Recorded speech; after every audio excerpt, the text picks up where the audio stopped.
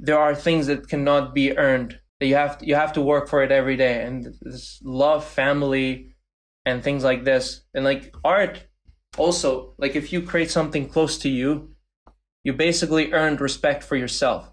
And if you do something that you really love and you enjoy, that's the first step. So many people start art because they want to feed the audience.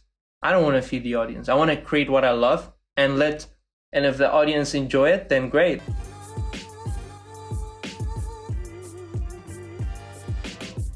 What's going on, everybody? Welcome back to My Social Life. This is the podcast where you can hear the life stories behind the people on social media. I'm your host, Jacob Kelly. As always, today's podcast is powered by TrueFan. Before we get into today's conversation with Kaiwan Shaban, there's a couple things that we need to go over first. If you enjoyed today's podcast, be sure to leave us a positive rating and review. Share this episode with a friend and subscribe to the show. Put up brand new interviews every single Monday, and a brand new Takeaways episode is an audio exclusive where I sit down and break down the most recent podcast episode of the week every single Thursday.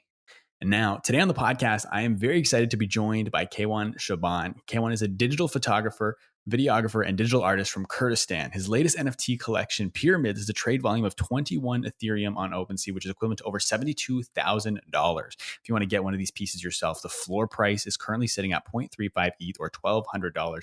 I think Kaiwan is ridiculously talented, and I'm very excited to have him on the podcast today. My favorite piece of his is called The Missions 2. I saw this I think about a year ago now, so to have him here on the podcast today is very exciting for me. Kaiwan, welcome to the show.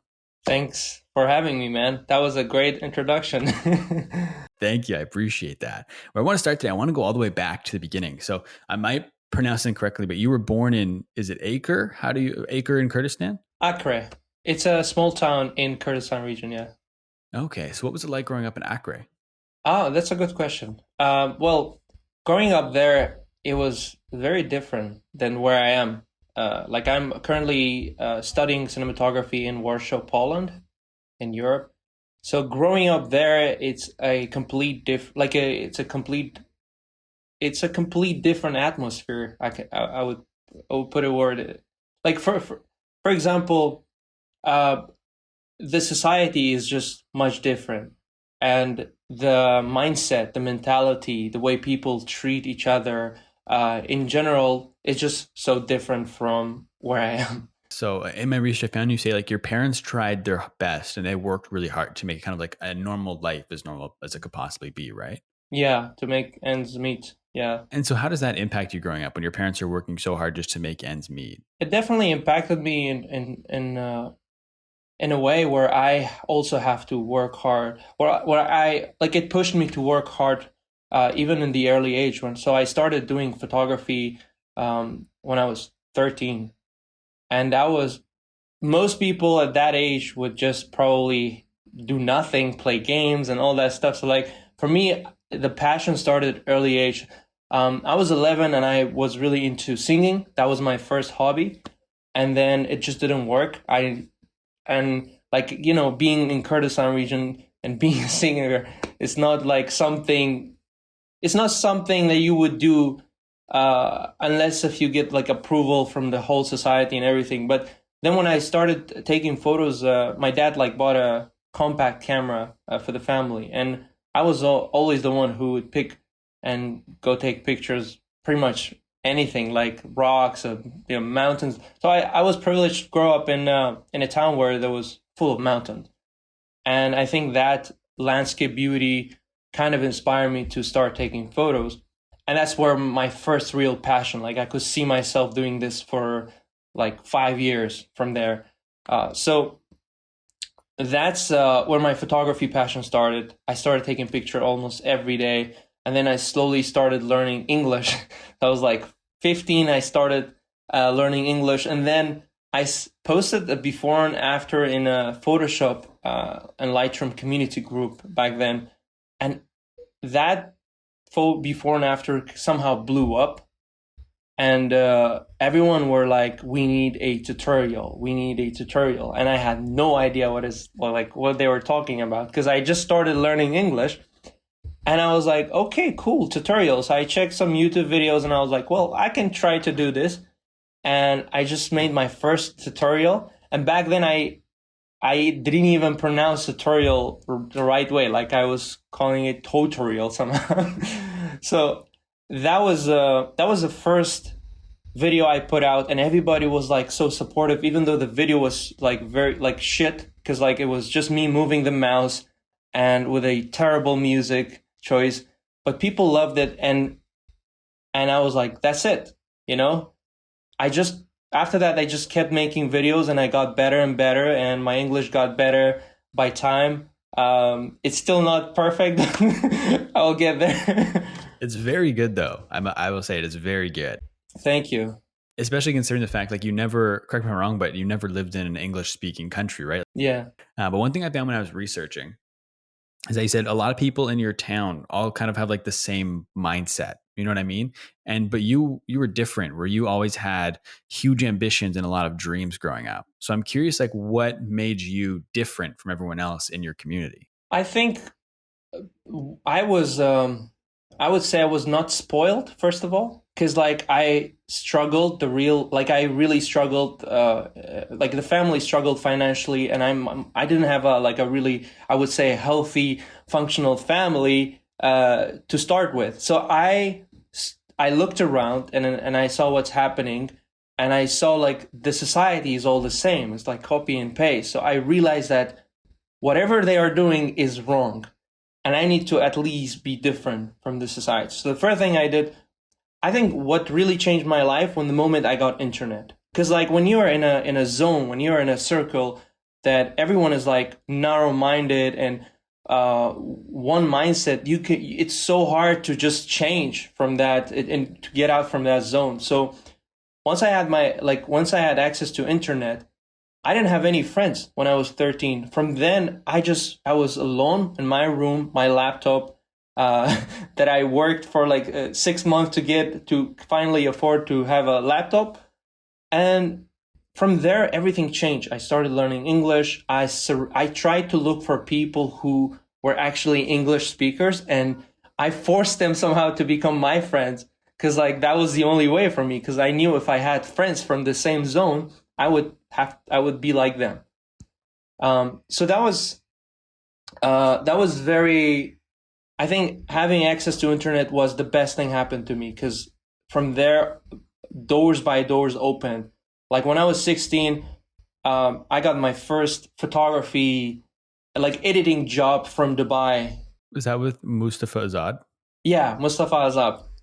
Yeah, the guy, like, he introduced me to like, hey, you can actually make money online. And he didn't even know I was 16 back then. So he gave me like 20 pictures. In 24 hours, I had to edit them and finish them. But it took me 16 hours to edit all of them. And at some point, I just passed out. I couldn't work anymore. But because of my laptop was so slow. But by the 2 hours before I needed to deliver, I delivered, and I just slept right away. The next day I wake up and he calls me, say, the clients really like the work. I really like your work. I'm going to pay you. Send me your information. And yeah, don't worry about the money. And I said, okay, here's my information. This is my name. This is my age. And then he called me right away. He said, are you 16? Did I just gave one of the biggest client work to a 16-year-old? And I said, yes, I'm 16. So I had to change the information to a friend's name, because you have to be over 18 to get the money, to get the payment on board. But these pictures that I edited ended up being on all over Dubai's billboard. And that was like just mind blowing for me. And the first paycheck I got from him was like $500, but that was life changing, because that was the first time I get paid online. And it just started from there, you know? And a lot of this early stuff was started through Facebook groups, right? Like that's where you met Mustafa, was through a Facebook group as well. Yes. It just shows the power. Yeah, it just shows the power of the internet. You know what I mean? Like you learn photography online, you build community online. Like it's just, even from early days for you, like it was always through the power of the internet, which I think is awesome. 100%. And so you started your YouTube channel because of, you posted that photo before and after, and people wanted the tutorial. And so that led to you creating your YouTube page. Mm-hmm. Yes. And so you would have been around 15, 16 at that time? I was around 16. Yeah. I was just starting. I just turned 16. And you didn't start it with the intention of becoming a YouTuber, right? Like you just kind of did it because everyone was asking you. Yeah, no, everyone was like, we need a tutorial. We need to know how you did this. And I was like, I've never done a tutorial and I don't know how to even do a tutorial. So if you look, I probably made all these videos private and like because I'm like, now looking back, I'm like, what is this? But these first videos, the first 50 videos I put out, all of them was with terrible music and just me moving the mouse. But people loved it. I don't know, I gained like 30,000 subscribers. And from that, I was like, I need to improve. And then I started speaking and my English was like terrible. I don't know how people kept up, watching my videos, but there was something about it. And I think back then YouTube was not saturated as it is today. Now everyone can do YouTube and can make a video. But I would say it was a lucky situation. I got in to making YouTube videos without me even intentionally going in. There's one person I wanted to ask you about when it comes to YouTube, and that's Aiden. He was in a lot of your early videos. Can you tell me the story behind Aiden? Oh, yeah. It's crazy. You did a lot of research. You did. Okay, so Aiden, as I told you, when I was starting my photography passion, I started looking for people who were English native speakers. And Aiden was also a YouTuber like way back, like 2000. He started doing comedy sketch like back in 2011. For me, that was mind blowing. I was like, how can a kid just from the same town make such videos? And his English was really good. So I was really inspired by that. And I was like, I need to be friends with this guy. And I like messaged him on Facebook. I was like, yo, we need to hang out and stuff. And then at some point he left the city. So for like 3 years, we didn't see each other. And then he came back to the town. And then we really started to become close friends. And in a way, like he also inspired me to start YouTube because like he was doing YouTube for a while. I could see like people loved him. Like he would be recognized on the street and like, oh, I love your YouTube videos. And I was like, yeah, well, I'm at least good at, let's say, decent enough in photography. I can share what I know. And since I got like already encouraged by this community, why not? And you have to start somewhere. You just don't have to be really great right away. And so what was the reaction from your parents and kind of your close circle like when you start making these YouTube videos? It was weird for them because for them, all they know, being a doctor is the right thing. Being internet was something very new for them. And I understand because like when you're 40, 50 years old, you don't want to learn something new like internet. You don't want to get into it and be so excited about. And I tried to make them understand that you can actually make money online. You can do something you love and make money out of it. But it was still hard for them to believe until the point I actually made lots of money. And then I'm like, yo, this is from internet. And then they started to believe it because you have to prove it to them first. And I was forced to go somehow to go to school until I got into the second year of the university where I was studying information technology in my town. And I was like, I'm just done with this. I need to having a degree in a place like Kurdistan or Iraq in general it's kind of useless because even if you get a job, you get like $500 a month and that's it. That's luxury for them. So for me, seeing like I would make 3 times more just by selling preset, let's say, it was just crazy, right?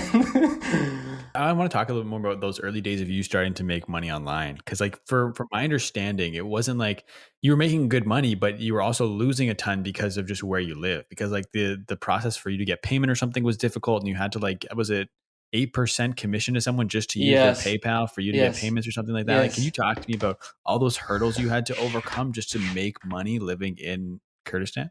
Yeah. So like doing online stuff in itself is really hard in Kurdistan because like you have so many barriers, you have so many obstacles on the way. And one of the biggest obstacles I had in my early, when I started, it was payment, like how to get like I would make money, but it was somehow impossible to transfer the money right away to where I live.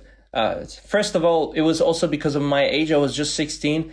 And second of all, it was because we didn't have a proper banking system in Kurdistan region. Like no one, until today, like I would say 1% of the whole, the whole population have credit card or debit card, where they can purchase stuff online and receive payment. But like payment was one of the biggest, because every time. So first of all, the first day I launched my store, I created a PayPal where it was not even verified. It was not fully approved by PayPal, and I linked with my shop, and I got 3 orders in the first day, $60, and I was blown away. I was like, "This is what? How?" And that was like, to see that was life changing.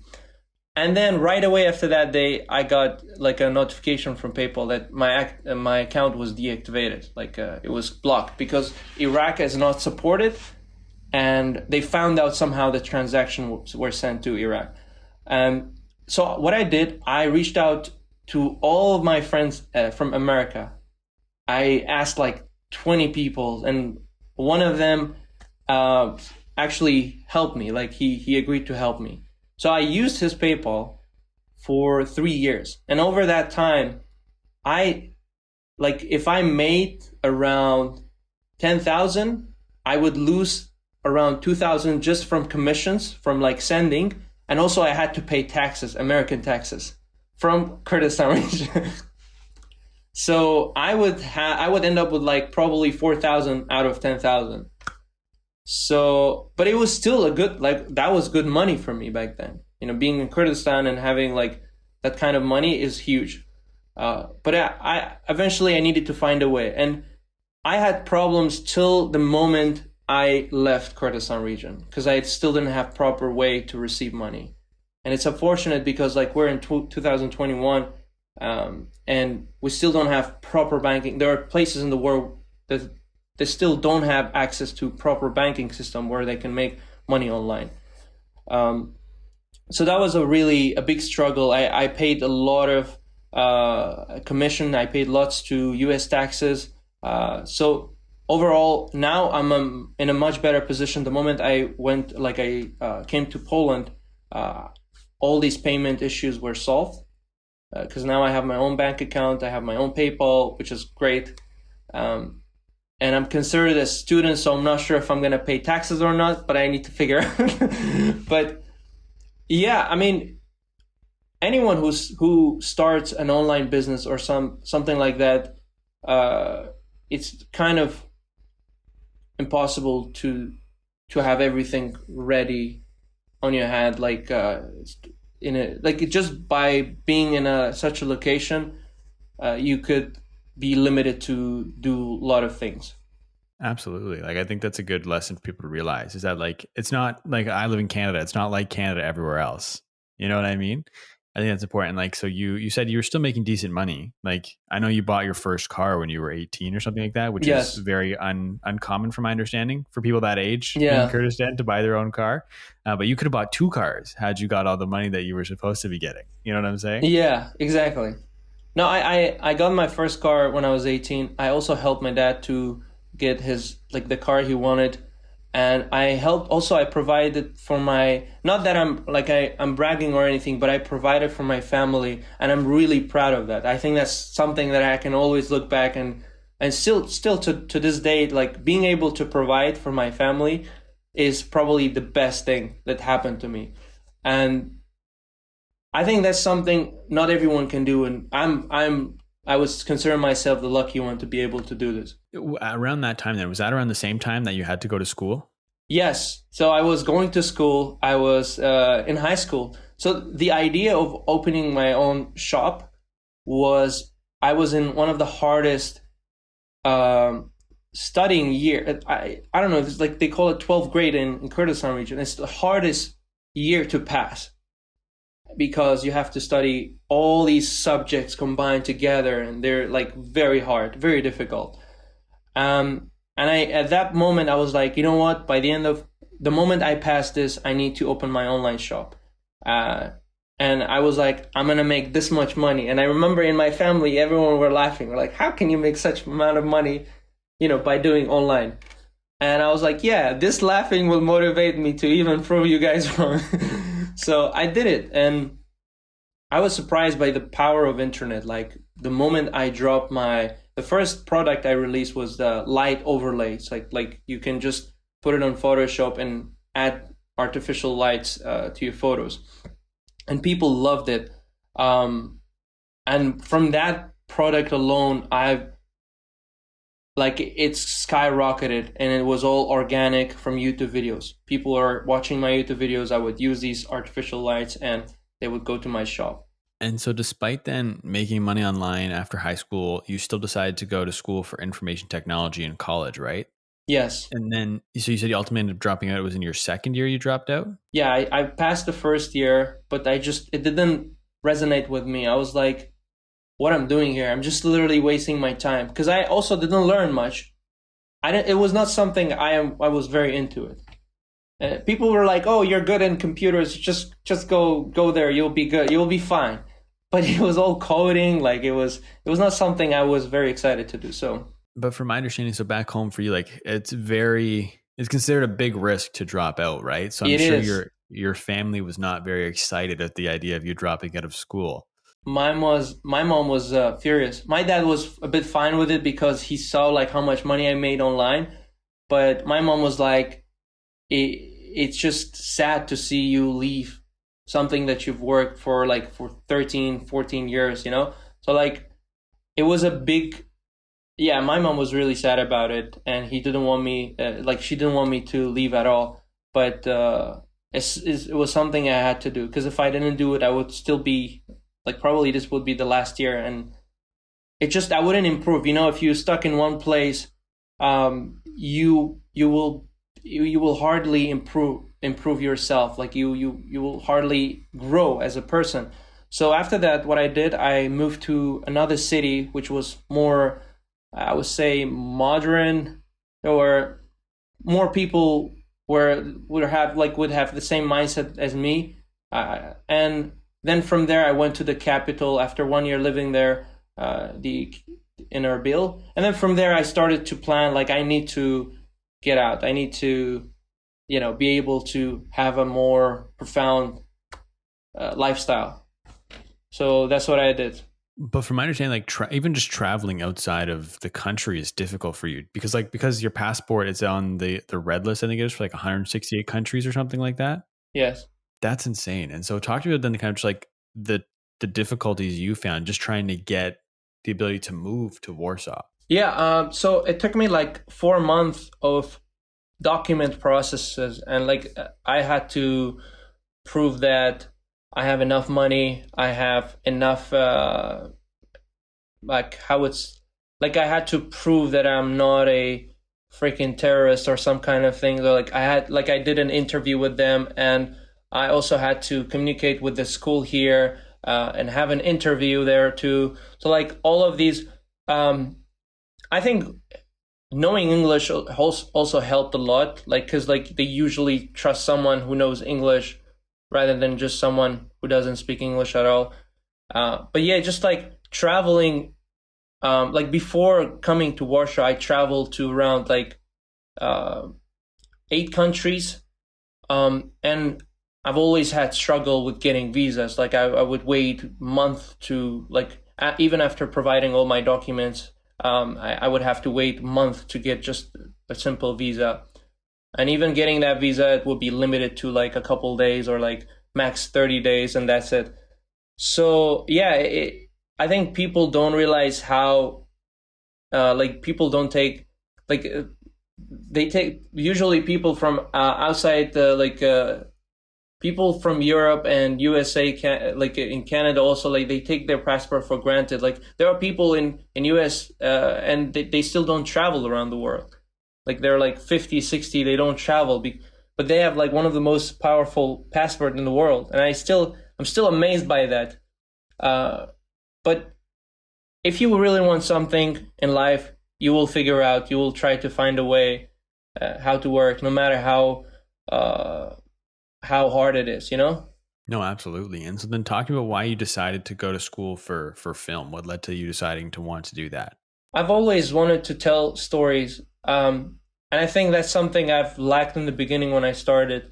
I think I have a powerful story to tell, not only my story, but my people's story, the society, the place I grew up, how things works, and all of that. So for me, knowing how to deliver that in the form of art, which could be filmmaking, digital art, photography, for me, it's powerful. So to learn the form of storytelling, I'm still very beginner. I'm not like there yet, but I feel like slowly but surely, you know. So storytelling is the main thing that really inspired me, and I've always been very, very inspired by this cinematography, visuals, and I think you can tell that from my just digital art, you know, my art, because like I'm studying cinematography right now, and I want to start from cinematography and slowly take it to directing and telling better stories, because I want to learn how to do good visuals first and then jump to the bigger stuff. So yeah, I mean, that's the main thing, telling stories. I just want to have an impact in the society. I like that. And so let's talk about the digital art now, because that's kind of like you've kind of went from photography to videography now to digital art, and then you're going to be combining all three of these things. And so from my understanding, it was once the pandemic hit and you were kind of just stuck at home, you couldn't necessarily be booking photo shoots with people and doing all this stuff. And that's kind of what led you to opening up Blender for the first time and starting to play around on it. Is that right? Yes. So I opened Blender like even way before COVID hit, 2 years ago. And the first time I opened it, I was like, nah, this is not for me, and I just closed it. And back then I was just way more into photography and all of that. But the moment COVID hit, it was just like when you have so much time, you don't know what to do. You just have to fill it up. So that's the first time I was like, actually, okay, this is the time that I can actually get benefit from and do something productive. So I started doing 3D. It was not exactly when COVID hit. Like, it was after a while, but COVID was still a big thing. So what happened was I started doing 3D, and I really loved it. The fact that you can able to create an environment out of nothing just from your computer was just something incredible. So I got intrigued and I started watching lots of videos, and I was practicing almost 8 hours a day, every day, and I would create stuff out of nowhere. So that's the first time I posted about my Blender process was around February 2021, and people were like, "Oh, what is this?" It's a new thing. And I was like, I had to I can make 3D stuff, but I need to also have a purpose by doing it. So I started to actually ask myself, what do I like? What are my colors? What are the colors that I really like? What would be the theme of my artwork? Because I learned the hard way. Like when I started my photography, I didn't have a style. So it took me years to find that. And I was like, with 3D, since I started early, I need to have a proper style too. So that's where it started, and people were surprised because how fast I learned, but it's really not that hard if you put all your, energy into it. I would say 3 months is enough. Also a little bit of experience. For me, my photography and cinematography experience really helped how to do the proper lighting and all that stuff. But yeah, but little did I know that this 3D thing would literally change my life, because after 2 months of me learning NFTs, I got introduced by NFTs, and I was like, that's it. And NFTs back then were actually all 3D in the beginning, so it was really popular. And I was fully motivated by the fact that with NFTs you can be free. You don't have to work for anyone. You just have to create good art, meaningful art, and find the right people who would be willing to buy it. And the first time, after 2 weeks of being introduced to NFTs, I got my first bid on Foundation, and I was like, that's Like, yeah, it was the same feeling I had back in 2016 when I had my first order. And at that time I was like financially really struggling because like COVID happened, my shop went down, and I was just like, what is next? What should I do? I was trying to recover with my YouTube. It was really hard to recover from YouTube because once YouTube is down, you have to make 100 videos and be consistent with it to kind of get back on track. So NFTs in a way changed my life.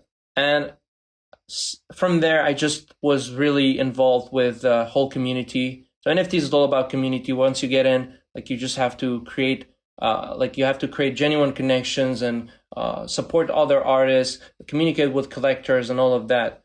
And it has been a huge success so far. And I'm really happy that I got in like in the early, before it was even hyped. So yeah.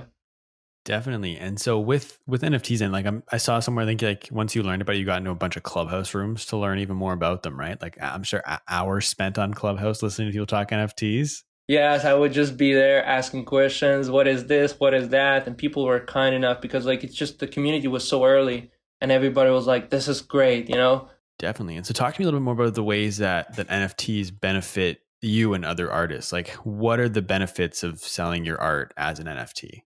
Well, so the benefit is basically benefit in a financial wise. That's the first thing, but the second is that also like knowing that a collector believes your work. It means a lot, So like they look at you, what you've been doing. It's like all these years you've worked, you've built yourself as an artist, and for this moment, So like when NFTs came, it was just like mind blowing to me because like the fact that you be able to put your artwork into this whole blockchain thing and actually sell it and people can trade it for even more profit, it makes sense for all of the parties, like for collectors, it makes sense for an artist, it makes sense. It's a perfect system, it's a perfect ecosystem made for artists and collectors.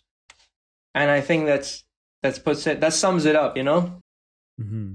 And because like, so is there something where like you get a commission every time it gets resold? You get a small percentage back as well as the original creator of that art? Yeah. So like, for example, if someone buys one of my pyramids as an NFT, and if they sell it for like 5 times more, I still get 10% from like as commission, like royalties, which is great because if someone buys it for like 0.1 Ethereum and tomorrow sells it for 10 Ethereum, I also deserve a little bit of that, So I think what's cool too with NFTs is like pre-NFTs and which like with physical art, if you were to sell one of your works, you can't go look at it anymore. You don't know who has it. You don't know where it is. But now that it's all on the blockchain, you can track where it is. You can go look at your art still. It's not like it's gone forever.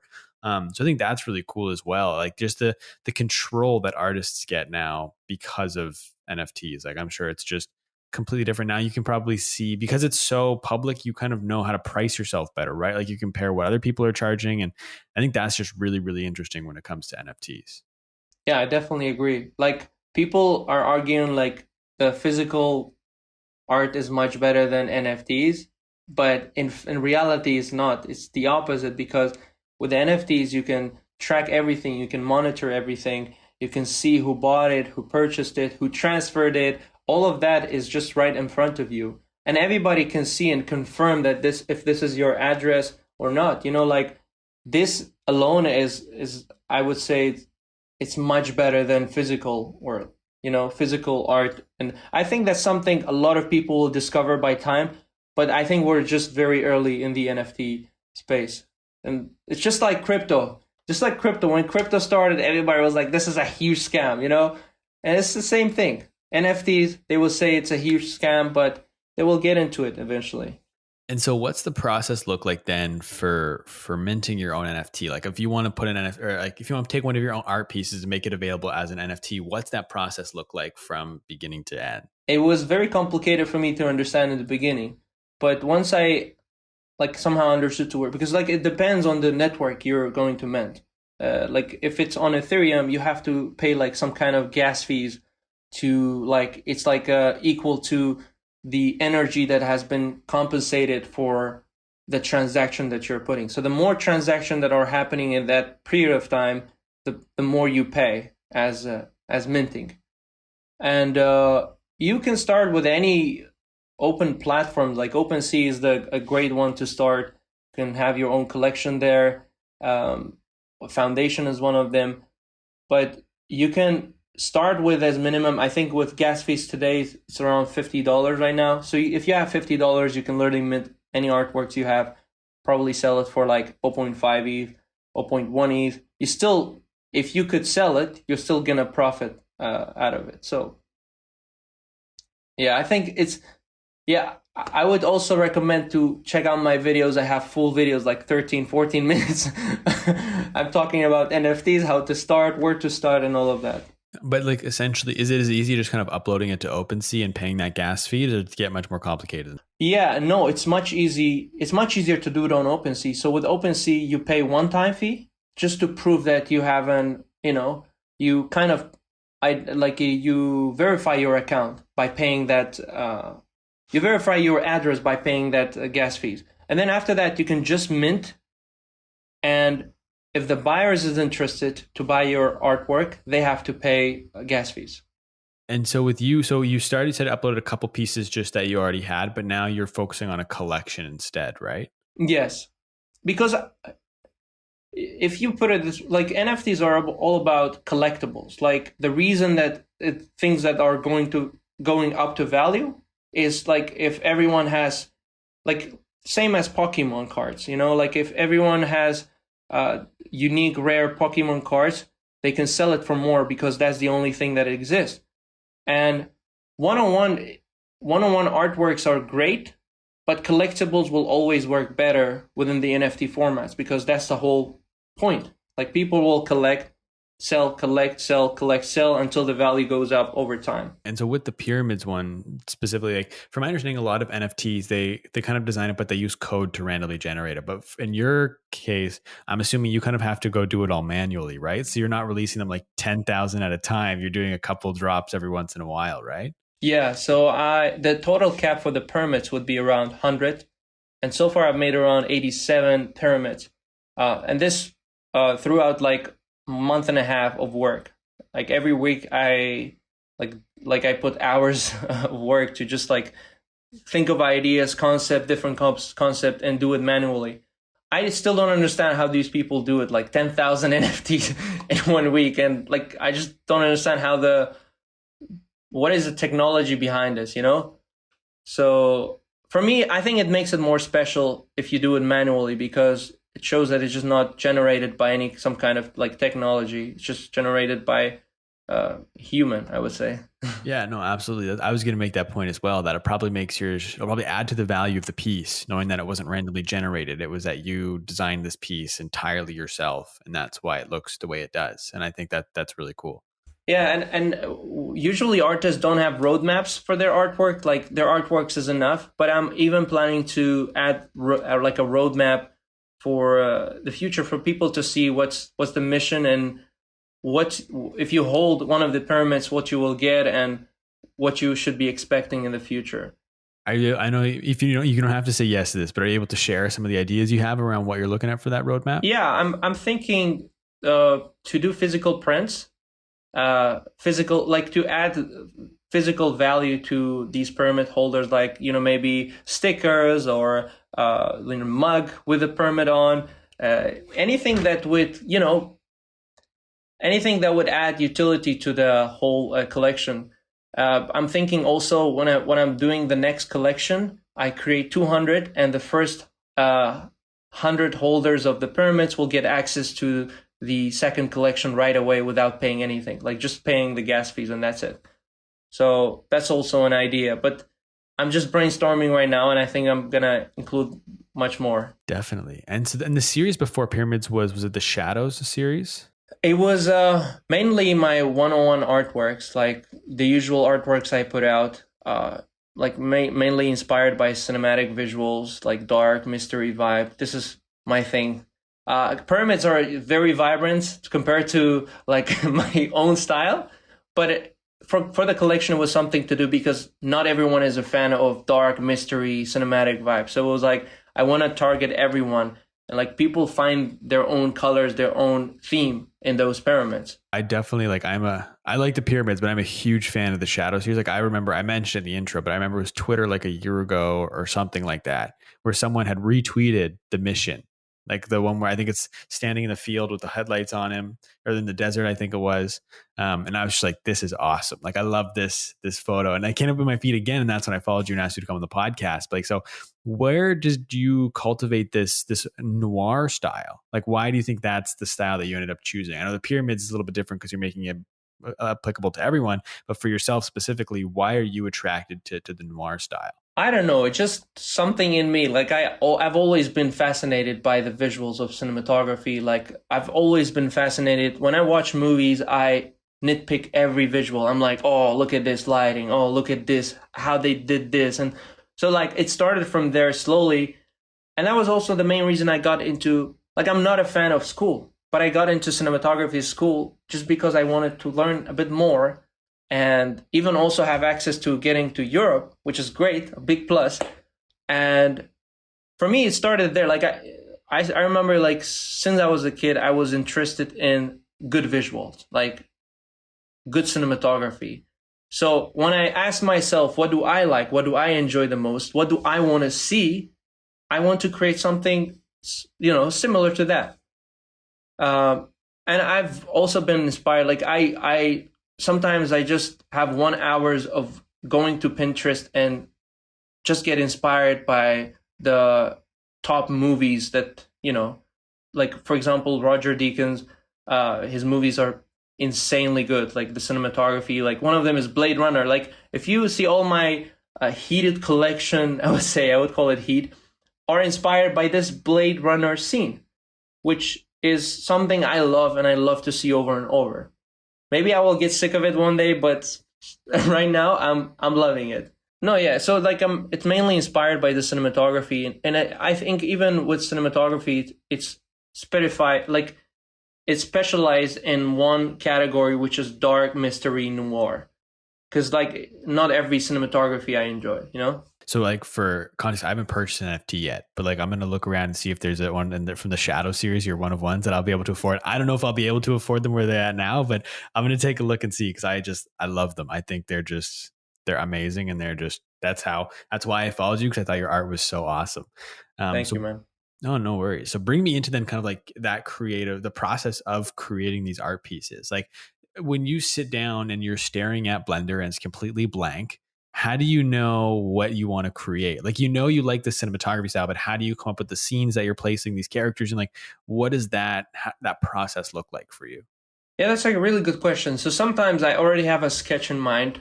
Sometimes I just do a sketch and go follow that sketch. And, sometimes along the way, in the middle of the process, like I have one thing in mind, but I'm going to do something by mistake and it looks so good. I'm like, okay, it's not planned, but it's really nice. And it happens like in every artist. If you ask every artist, there is this, if you do it for 8 hours a day, you will make a really good mistake, So sometimes it's just planned. Sometimes it's not planned. Sometimes it's just out of nowhere. It comes out of nowhere, a scene, it hits. So I was like, okay, let's do it. And it also depends on how, because like Blender is, not everyone have, it's limited. So you have to have good resources to find. Like sometimes it's hard for me to find the right model. So I have to create from scratch, like building a house or something. So all of that, and it could take hours of work. But if you have good resources, good quality models, that's also going to help the process. When you say like resources and models, is like somewhere you can go and download assets that you can put into your work? Yes. Okay, I didn't know that. I thought everything was just completely from scratch. No. If everything was completely from scratch, it would take like literally weeks to create one artwork. So for example, Beeple, he creates an artwork every day, and if he don't use models, it would take him 1 week to create those. Interesting. Okay. And so when you're in Blender, then this is probably getting a little bit too technical, but I'm curious, you're able to frame it and change kind of like the lens you have that you're looking through the frame through, yes. And you can change the lighting and everything. And yeah, everything. Like literally the one thing I really love about Blender is beside the fact you have every lens, every type of camera, every different sensor, whatever, you can go really high tech into this stuff. But also you have unlimited resource of lighting. So you can have blue light there, you can have pink light there, you can have whatever, and there's different source of lighting. And once you have also models, you just have to know how to, like, models are people when people recognize that I use models, they're like, oh, he used model, easy peasy, I can do it too. But it's not that alone. You have to have a good vision, you have to have a good eye, you have to be good at composition, you have to be good at lighting, colors, how to do the complementary colors, make the colors match. All of that comes with experience. So yeah, I think the process is really, for me, it's really I really enjoy it. And it's, as long as I enjoy it, I'm going to continue doing this. Absolutely. And so with I think, did you name him the protagonist? What is the character in like the mission? Does he have a name or anything like that? The guy with the wide brim hat? No, not really. There's no, you can call him Frank. Frank.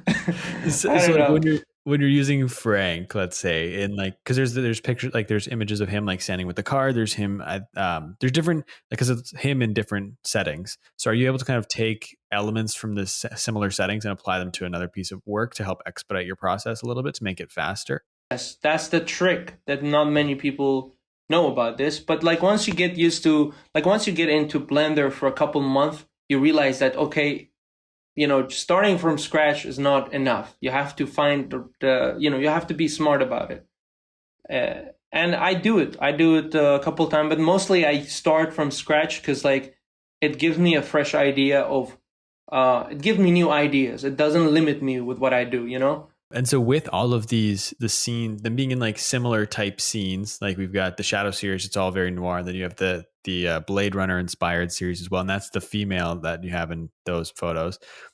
Have you kind of developed backstories or stories for what's happening in each of these scenes? I usually have I usually have what I have in mind, but I don't say it because like I want to leave it to the viewer to decide what is going on. And this somehow makes it it makes it mysterious, Everyone have a different eye. If I just put out the story out there, then I'm limiting the story to one place, to one thing, and people might not like it. I just want to leave it to the people and see how they gonna portray the whole scene, I think it's really interesting. But so my question with that is, so having kind of some ideas in your head for storylines, would you ever consider, and with wanting to get into movies yourself and direct and everything, is there a thought of taking your artworks and turning them into movies or shows so that it drives up the value of the NFTs you've created now? It's like people are getting in really early and then it becomes a very popular TV show in 5-10 years. Like that'll drive the value of the NFT up. So is that something you've thought about, is turning these artworks into full-fledged movies or shows? I've definitely thought about creating like short animations out of my digital works. But it also, for me, if I do that, if I focus on that, then it will take weeks. Like rendering takes a lot of, like one 5 second of rendering could probably take 5 days. Yeah, because like it's high quality PNGs you produce, and then it's frame by frame, so you have to render frame by frame. But I've done like 3 animations for a crypto.com NFT drop, and I've really enjoyed the fact that I could just be able, move the camera, move stuff, and like the elements inside the scene, which is great for me. But like it's something I definitely need to do in the future. For now, I'm just focused because like if you do a couple things in one time, you won't be able to do all of them at you won't be able to do all of them accurately. So right now I'm just focusing on digital art, and I'm also trying to produce as many content, like not like create as many digital artworks as possible. Cause like I've noticed the moment I became more consistent in social media, I've started to gain more attraction, more recognition.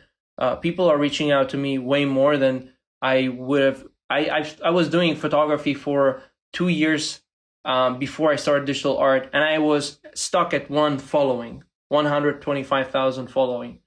And after that, I just got very consistent. I was posting, at some point I was posting almost every day. And now I have around 100, around 170, which is, it shows the power of being consistent. Like you can be really talented, but if you're not consistent, it's going to be very hard to get recognition and be noticeable. Absolutely. And so talk to me about like the habits or routines you've built around creativity, like doing your creative work in social media that's allowed you to be consistent. So basically, in terms of creating digital artworks, I wake up every day. Like sometimes I just take a walk to just refresh my mind, or I just read 2-3 pages of the book that I'm currently reading. And then what I do, I brainstorm ahead like one day before what I'm gonna create, so I can have an idea when I start doing it. And then sometimes it takes me 5 hours to 6 hours, sometimes 8 hours. Sometimes I don't even finish a project because I just don't like how it looks like. But like the moment I wake up, literally I start creating artwork, or the most important task in the day sometimes is not an artwork. For example, creating pyramids was my priority for a while. And so like after I'm done with the most important task, I go down to my least important tasks. I try to finish them. If not, if I'm tired, I feel like I'm a cave guy, like I'm always in my own small room, just working. I'm just like into this whole internet world. Like even when I'm relaxing, I'm watching YouTube videos. So like I'm barely going outside and seeing what's the word look. Well, that's happened, I think, after I started doing digital art. And then maybe that's not something very good. I need to start going out more. But yeah, I think that's the routine I had to stick with for a very long time to be able to be consistent every day. You have to sacrifice some stuff if you want to be, consistent. You cannot enjoy all the time. Of course. But like you said, that might not be the best. Does that weigh on you at all? Like never leaving the house, always being in the same room. Like I'm in this office here most of the day, and that by the end of the day, it really gets to me. So like, does that get to you, just being in the same spot all day, every day? It gets me. It does get me, but I always remind myself one thing. I'm doing this for myself, and I'm doing this for a big reason, which is for me to be able to have the freedom of choice one day. Like I do have a freedom of choice. I can go out, I can do whatever, but I'm being consistent because that's how it works right now. You have to, it's a competition, social media is a competition. If you're not consistent, if you're not always there, if you don't show up every day, you're going to lose. And I just look at it that way. And I think it helps if you have that mindset. But obviously it gets me, it's sometimes I have, lots of pressure finishing an artwork. It's just how it is, But like, even to your point, like sometimes you have to make those sacrifices. And especially if we go back to the beginning of the conversation, if you have those dreams and big ambitions that you've always had, like sometimes there's going to be sacrifices to get there. But at the same time, you're doing what you're born to do, and that's create art, right? And like you have the tattoo. I think it's your only tattoo that says "Created to Create." Yeah, right there on your arm. Nice. So how do you know all of this? I do my research, dude. You're so good at. Oh man. Thank you. I appreciate that. That's really good. But now, so this is going to be a broad question, and I'm going to let you kind of take it in whatever direction you want. But why do you create? I just feel alive when I create. It gives me the joy that I cannot get it anywhere else. It makes me feel alive every day. Like the moment I start creating, the moment like it's these challenges, I don't consider them as challenges, but these challenges makes me who I am. And the moment I grew up, I knew that if you want to be successful, if you want to do something you love, you have to sacrifice a lot of things. You have to, there will be a lot of obstacles in the way. And that's for sure. And I know there is a lot of obstacles in my way, even now. But that's something I acknowledge, I embrace it. And I'm just like, I have, like the moment, like just being alive makes me feel grateful. And I also compare my situation to years back. And also compare my situation to the people who doesn't even have access to internet. So all of that gives me hope and like there's no excuses for me to not to work and not to do what I can do, especially the things I love to do, you know? I'm curious as an artist, because I know you're a fan of the book Steal Like an Artist and the quote that you're a mashup of all of what you choose to let into your life. So I'm curious who or what inspires you as an artist? Like, are there any specific artists you look to that you draw inspiration from? I know you said you use Pinterest a lot, but is there anyone you keep finding yourself going back to? So as I said, I get inspired by cinematography world a lot. I think one person who I always get back to is Roger Deakins, the cinematographer. I think the visual he put out, and it's even like video motions. It's not even like a still image. When it's come to still image, it's much easier to produce a good visual. But being able to create movies with that kind of visual is just very inspiring for me. So that's one person I always get back to. I have like a list. I have a folder of all of his movies, all still shots. And yeah, I sometimes just go back to scroll down and see what he's done. So, but I get inspired a lot. I think, and I'm always trying to get inspired, but have also create something that is close to me, you know, that comes from my heart. Doesn't always, you know, copy paste whatever people are doing. Because when you're creating something close to you, when you're being genuine with your art, it shows, and people can see that. So I think I used to not be like this, because like when the photography hype started on Instagram, everyone were doing the same thing: landscape photography, matte tones, and all of that. And then portraits came in. I started doing portraits, so I was inspired in a wrong way. You know, like I was creating good visuals, good stuff. I was taking good photos, but it was not. It didn't feel close to me. It just felt like I had to do because everybody was doing. But I think with digital art right now, I'm always asking myself, do I really want to create this, or I'm creating this just because people are enjoying this or people are doing the same thing? So as an artist, it's really important that you create something close to you, not just because it's trending or it's hyped or whatever. How do you keep pushing yourself as an artist, especially right now with you doing pyramids? You're doing the same thing, but you're just kind of remixing it every time. So how do you keep pushing yourself and kind of getting out of your comfort zone and make sure you're getting better every day? I get feedback, lots of feedback. I surround myself with people who roast the shit out of me.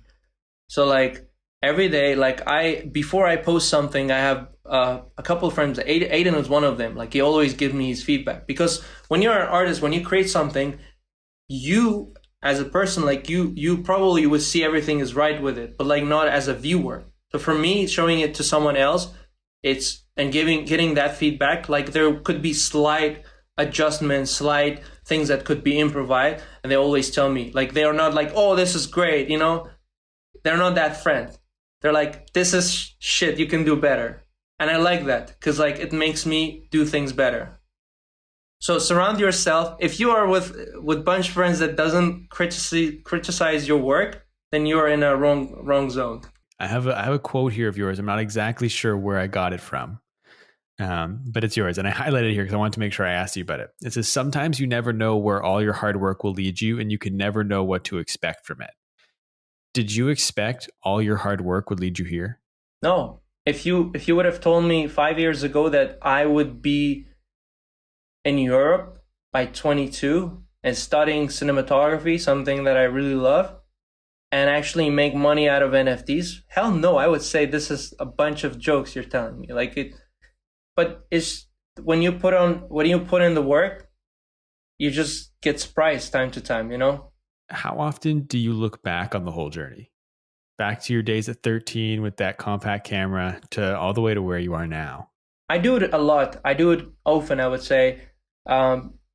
And the reason I do that, because I don't want to forget where I came from. I don't want to forget the true, like how I started. Because like once you forget yourself, your true self, how you started in your origin, then you become a different person. You will be, it's so easy because social media is full of fake people, and it's so easy to get influenced by those people. So once you look back and you see where you came from and how it started, and you envision all of that, you start taking things in life more seriously, especially in terms of art, in terms of treating others around you, like family. All that stuff is really important. Because no matter how much money you have, no matter how much how much fame you have, there are things that cannot be earned. You have to work for it every day, and this love, family, and things like this, and art. Also, if you create something close to you, you basically earned respect for yourself. And if you do something that you really love and you enjoy, that's the first step. So many people start art because they want to feed the audience. I don't want to feed the audience. I want to create what I love and if the audience enjoy it, then great. If no, then also great. I like that. And I know we're a little over time here, so I'm just going to jump to my last question that I ask everybody at the end of every interview. All right. So I like to flip the script a little bit. So instead of me asking the question, it's you asking the question, but it's not to me. Pretend you have a crystal ball. You can ask this crystal ball any question. You'll get the 100% honest answer. What is one question you want to know the answer to? I want to ask why good people die. Why good people die? There are people who are trying to change the world to a better, and they end up in terrible incidents. I don't know, that's a question that I've been wondering, but also, I don't know, it's a very complicated question. But maybe now I'm not in the right mindset to actually ask a really good question. I don't know. I think that's a good question itself, though. I think it's a powerful question. I think it's an important one. So I think that works as an answer to that. Thank you. I think we'll go with that. Oh no, my pleasure, man. And thank you for taking the time to come on the podcast today. I want to give you the floor now. Where can the people find you? Plug anything and everything you got right now. Oh, so they can find me anywhere with this handle. So it's Kaiwan, not the NFT world, the social media world. You can search it's Kaiwan, social media like Instagram, Facebook, anywhere with that handle. But in the NFT world, they can find me at Kaiwan alone. So Kaiwan. And if also I'm planning to make videos on YouTube soon.